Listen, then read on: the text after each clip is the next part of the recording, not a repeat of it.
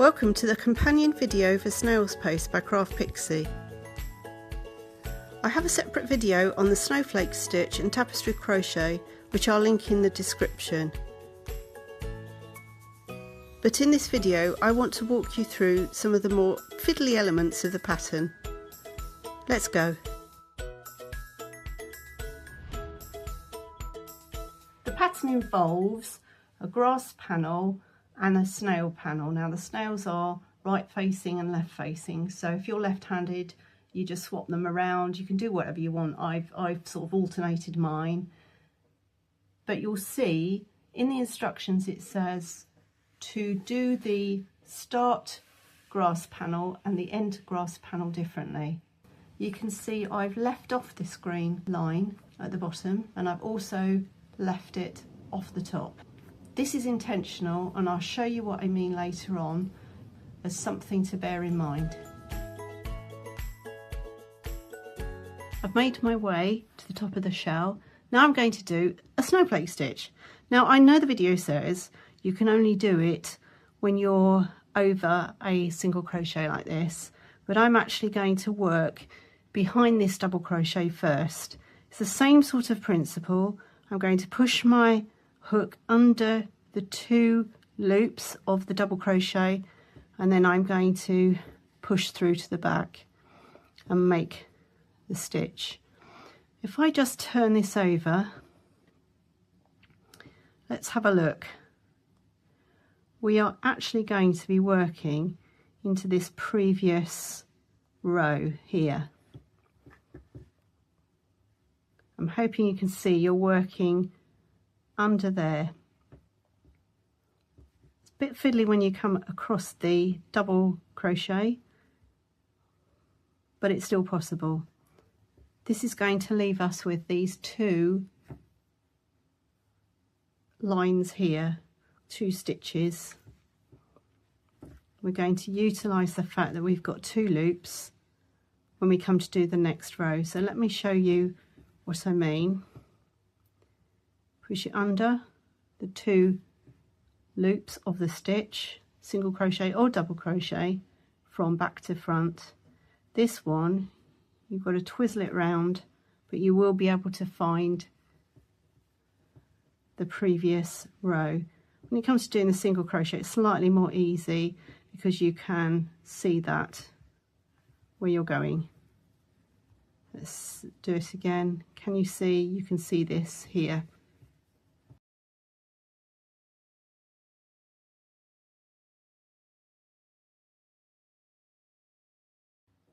There's nothing, there's no hole here. Actually, you can see the hole if you pull that stitch across and then continue on to the end. This first one can be a little bit fiddly, but it's fine, you'll find that stitch. Now we're going to work the next row. We're going to work our double crochets into this top loop. You would normally work your double crochet into this bottom loop here. I'm going to work into this top loop and this will give this nice line on top of the snail. I've worked my double crochet up to the top of the shell again. I'm going to continue double crochet, but this time into that top loop rather than the bottom loop as you would normally do your double crochet. What you need to do is make sure that when you get to the end you revert back to doing your double crochet in the usual overlay mosaic way, so into that front loop. I mean, to be honest, you've only got one loop, so it's only across the shell. You need to make sure you're working into that top loop.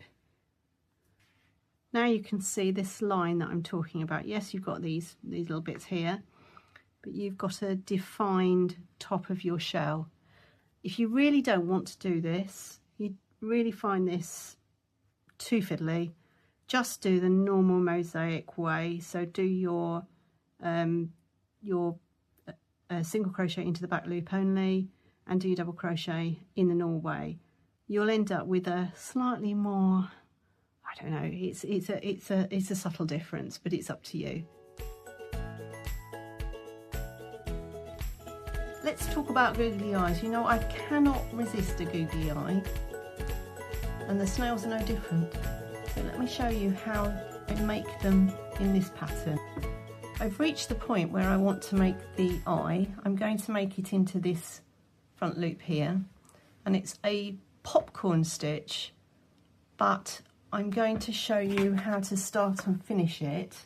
So I've finished, but I've not pulled through black. Now I'm choosing not to do tapestry crochet here because the black would show through the background. So I'm just going to use it, make my eyes, cut the thread, and then leave it to darn in later, move along, do the next couple of eyes, etc.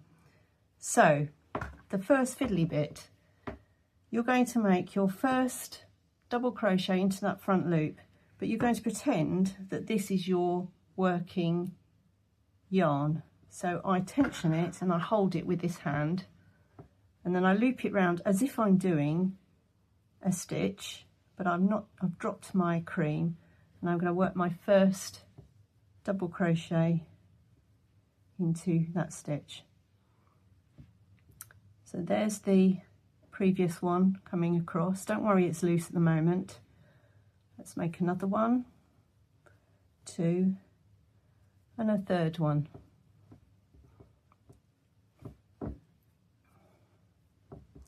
Now, before you finish that, you're going to finish it by pulling through the white.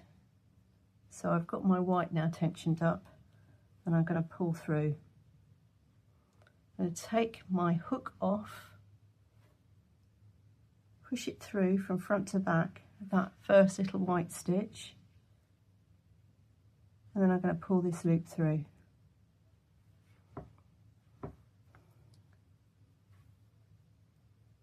To move to the next eye, I'm going to catch in the black behind. All you have to do is just hold it behind, just make sure it's over your hook as you go, and it will automatically be sandwiched between. So there you go, I've pulled my black up a bit. Now the next stitch is so much easier, or next eye I should say, because you've got that, it's all tensioned up for you. You're going to do your 3 double crochets, finishing by pulling the background through, taking your hook out, pushing it through this one. Now if it can get a bit tight, just massage it a bit, and then pull the loop through.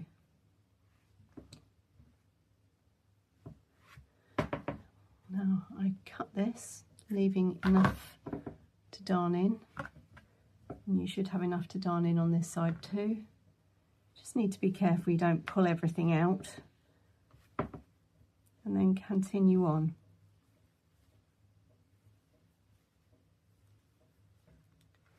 Now let's turn it over, and you'll see you've got these 2 ends to darn in later. And just carry on like that, doing your pairs of eyes, and then I'll show you where to place the stitches on the next row.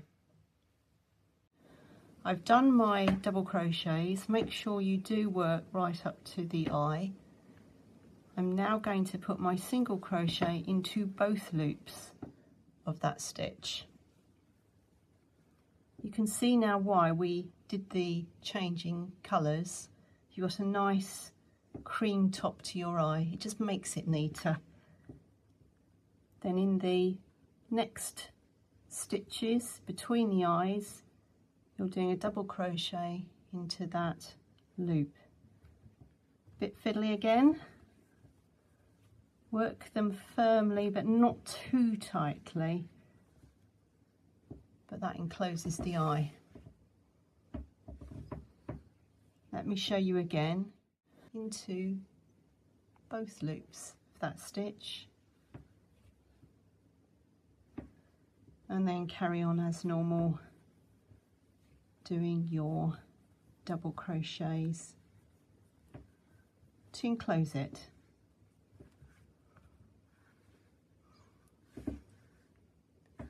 That's given a really nice neat look to the top. You can massage your eyes a bit if you want. Later on, if you want, you can add a little eye glint. This is just a piece of cream or white, whatever colour you fancy. Just do a little diagonal stitch across. It just gives it a bit more character.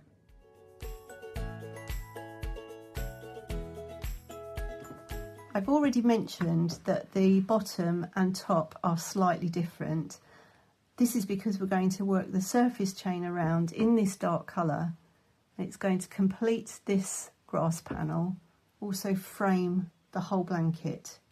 Now we'll come back and talk more about where to place your stitches at the bottom, but for now let's just go with it. I'm going to start at the bottom, slightly in from the corner, and I want to work under this little top of this stitch here. This is the top of the foundation row. So let's do that. I'm going to pull through a loop, pull through another loop to start my surface chain.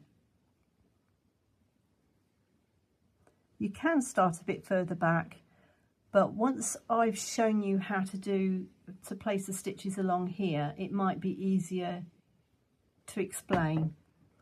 Now there's always an issue with where to place your stitches down this fringed edge. Here's my top tip. This is what I do. Can you see this is the edge? There's a hole there, there's a hole there, a hole there, but also there's a sort of a gap here. So I like to work into that hole at the side of that stitch there, into that big hole, and then into there, to the side of that double crochet, into the hole, into the side of the double crochet. I say into the side, it's not actually into the side of the double crochet, it's to the side. So on the inside of the border stitches,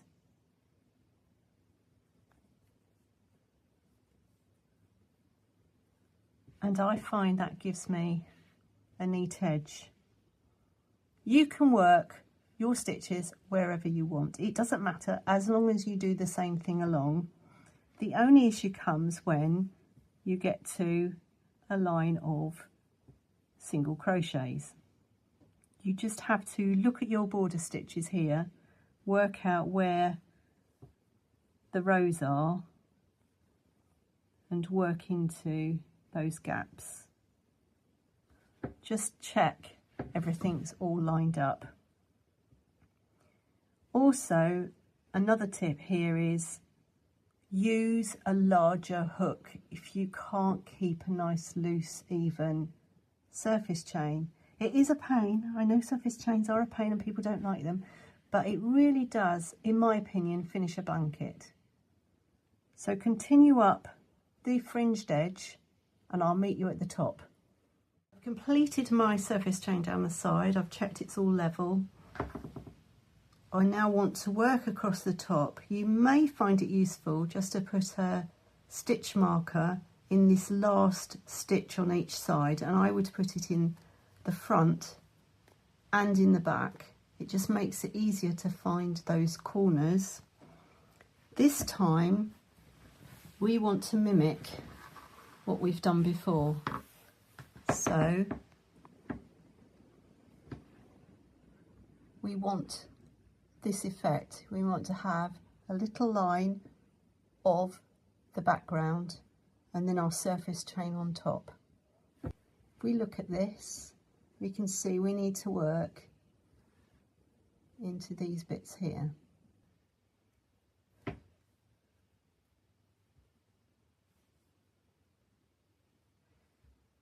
Making sure you're above that little ridge. I'll carry on and I'll meet you at the next fringed edge. I've completed my top edge and you can see how the surface chain is now enclosing this grass panel, and it now looks like the other panels. Now I want to work the other fringed edge.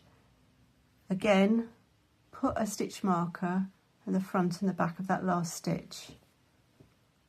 And it's the same principle as before.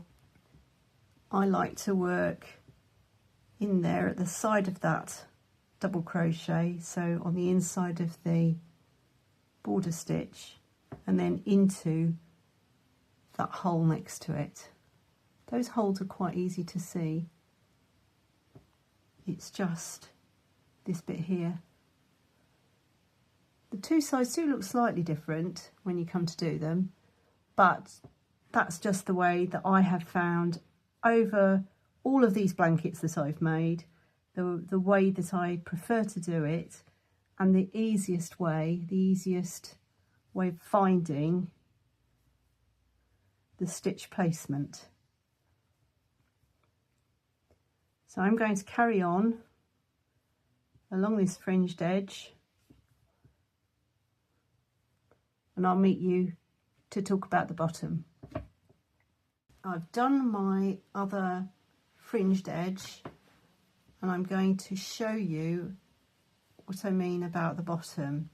So this time we need to make sure we've covered these little sprigs here. We want them to look like they've come out of the dark colour. We're going to work under this last row of single crochets into the back loop that we made, this additional row,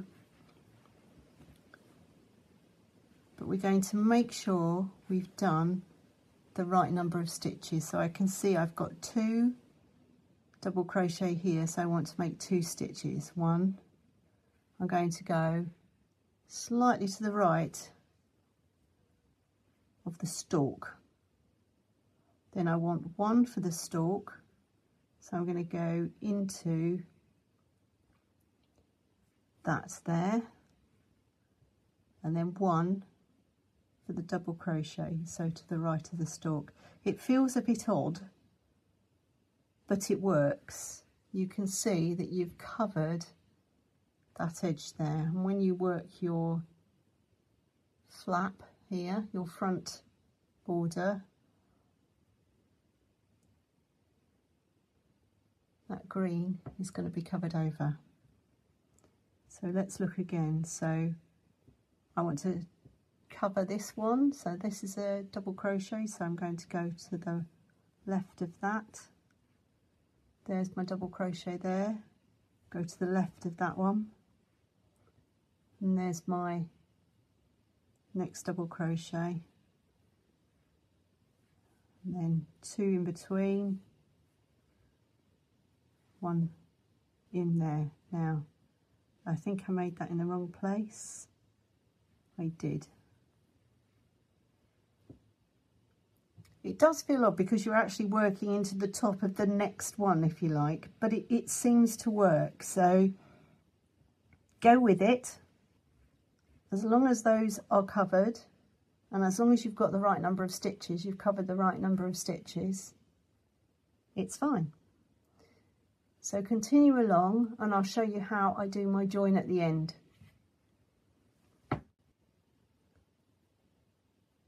So I've finished. I'm going to go back, not the first one, but the second one, push my hook through. I mean, if you're doing this with a darning needle, it's probably easier. Pull the yarn through gently. This one comes around, mimicking the stitch, and then I want to put that down through the middle where it started from. So I'm just literally going to use my crochet hook and pull it through. There you go. And pull gently on that one and knot the back carefully. Now, I am a bit lazy here because this is all going to be enclosed in the envelope border. I'm not going to bother to darn it in. I'm just going to cut the threads and incorporate them into the border. The other point is the fringed edge. Make sure that you pull all these tails out of this fringed edge. Now, in my directions in my pattern, I normally say knot ends first, cut them to about 1 centimetre, then do this surface chain.